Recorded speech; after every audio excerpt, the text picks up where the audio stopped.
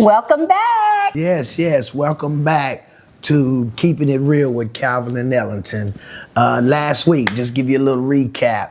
We talked about everything. You talked about the beginning of our relationship, how we met. We let you guys in on raw and uncut footage on how I was raised, how my wife was raised. What we do for a living. We let you guys in on all that. So we wanted you all to get to know who we are. As we start this weekly show, we wanted you to know a little bit about us and who we are, and we gave you the tea last week, right?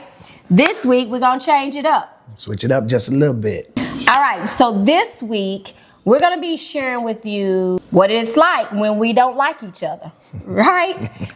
So basically, we're going to be sharing with you how we argue, because we know all relationships have arguments, and how we still stay together, right? We're going to be bringing you the raw and real of how we argue, but how we still stay together. And we argue, but we don't argue often. Not very often. Not anymore. often. We both have strong personalities, so we don't want each side to win. So we both come across, we're very aggressive. So. Okay, so I'm going to just share a little bit about what an argument used to look like between us 26 years ago. We were young, in our 20s, 30, or late 20s, 30.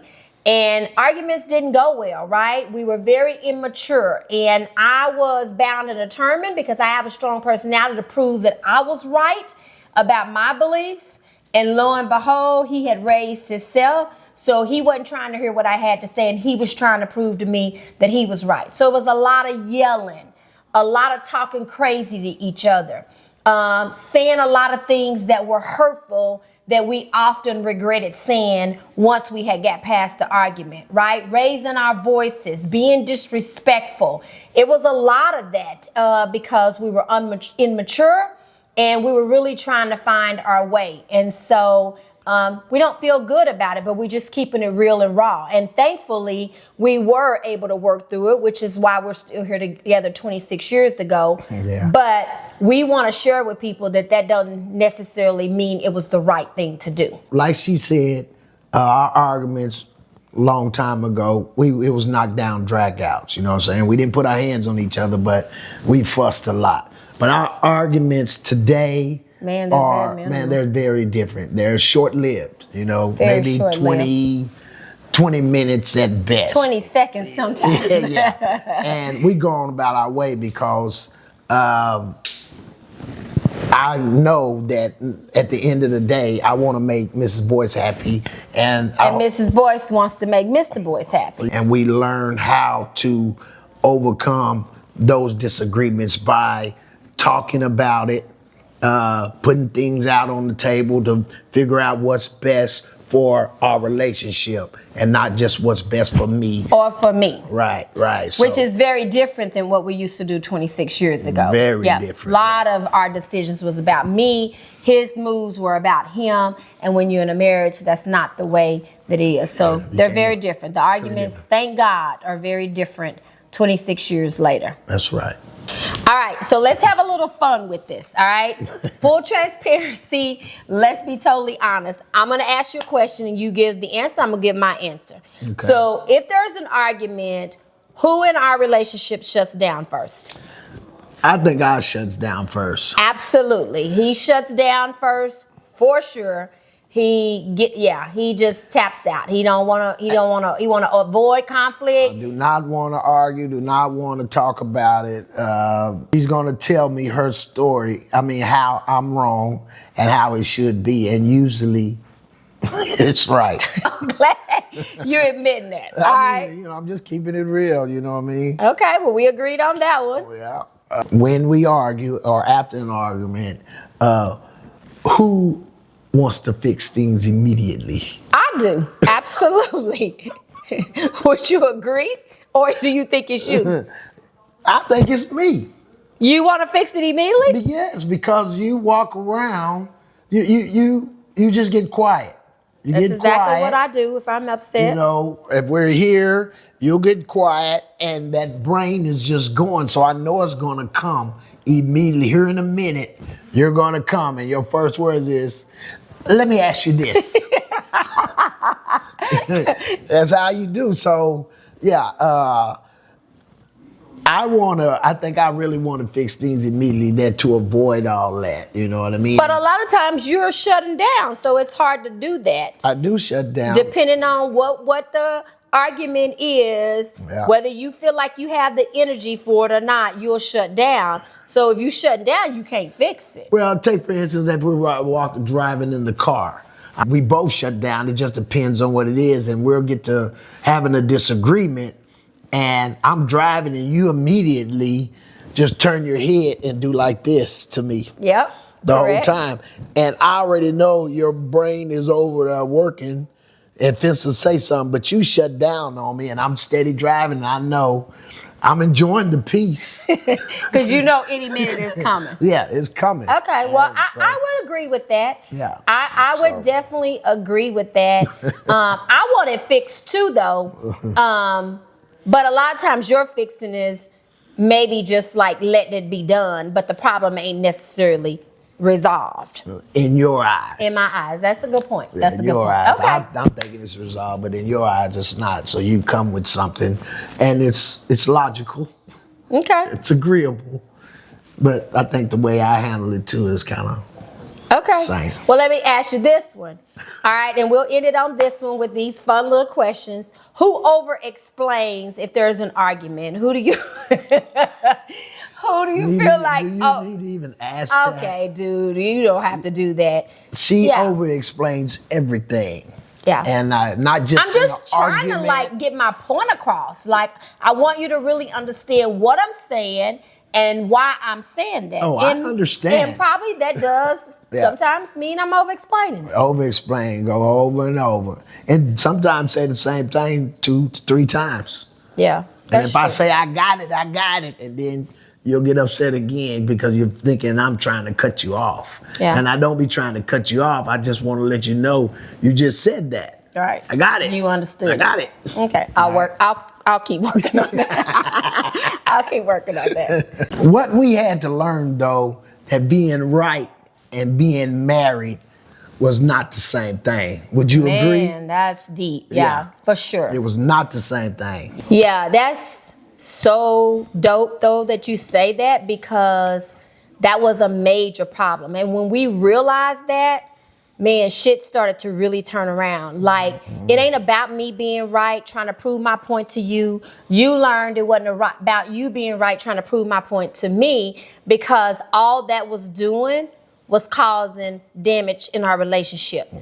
You wasn't winning, I wasn't winning, and the marriage Definitely sure wasn't wasn't winning. winning. That's right. So when we learned that, and we learned like it was really us versus the problem, not us versus each other trying to prove a point, that's when our shit really started to elevate. And Right. it took some time. Like, agree. I Yeah, agree. it took some time. It took some trial and error. Yeah. It took maturity. It took a lot of things. But the great thing about it is we figured it out, and things just went up from there. Yeah. What I'm trying to say, or what we trying to say, is that every couple, every relationship is going to have problems. It's going to have arguments. There's no way around that. But just because you have problems and have disagreements doesn't mean you need to throw in the towel. You know, your foundation of your relationship, that's what keeps you here, keeps you there. You know what I mean? What is very important to understand is what keeps us married, right? Isn't that we don't disagree or agree, right? We have all of those problems. But what keeps us married through that is what we've built. And we've built something that's stronger than the problems and the arguments that we're having, right?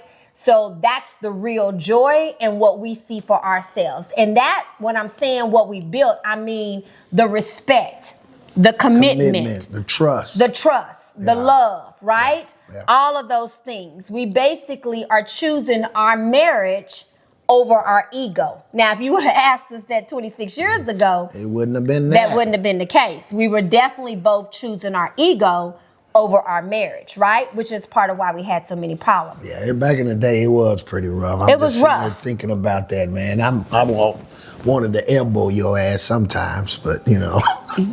I get it. I get it. And I'm right? pretty sure you wanted to kill me sometimes. but- Absolutely. Absolutely. But the beauty of it is we can sit back now, 26 years ago, and we made it. And we're not saying there are times in a relationship that you have to walk away. So we're not normalizing staying in terrible relationships. That's not what this is all about. We're not normalizing a woman being in an abusive relationship and saying it's time for me to go, or a man being a man cheating. or a woman cheating. Or a woman and we're cheating, you know what saying, I mean? yeah, you got to stick around. That's not what we're saying. Well, what we are saying is you got to build a foundation, right? That's going to help you overcome those problems, a strong foundation that'll help you overcome those problems and those disagreements. Yeah, you can't throw in the towel just because you have an argument. Every time you argue, you're throwing up the D word. D-word, you know. Yeah, that's not the way it Saying works. hurtful stuff. Yeah. You know, that you can't take back. You know, you We just made can't the do that. mistakes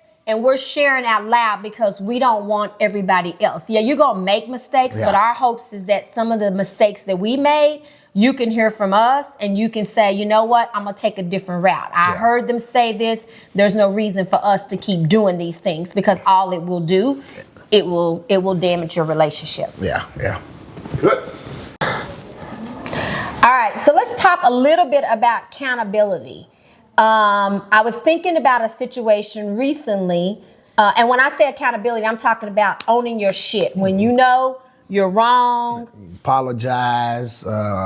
Yeah. Come to that person and, you know, let them know that you're wrong. Just being accountable for your actions within the midst of that argument or disagreement. Yeah, so here's a good example. Recently, anybody that watch anything about us know my husband loves vehicles. You gonna be able to bring that up? Yeah, I'm gonna bring that up. And we really don't argue very often anymore. And we live in a new home, dream house. We have 40 acres of land.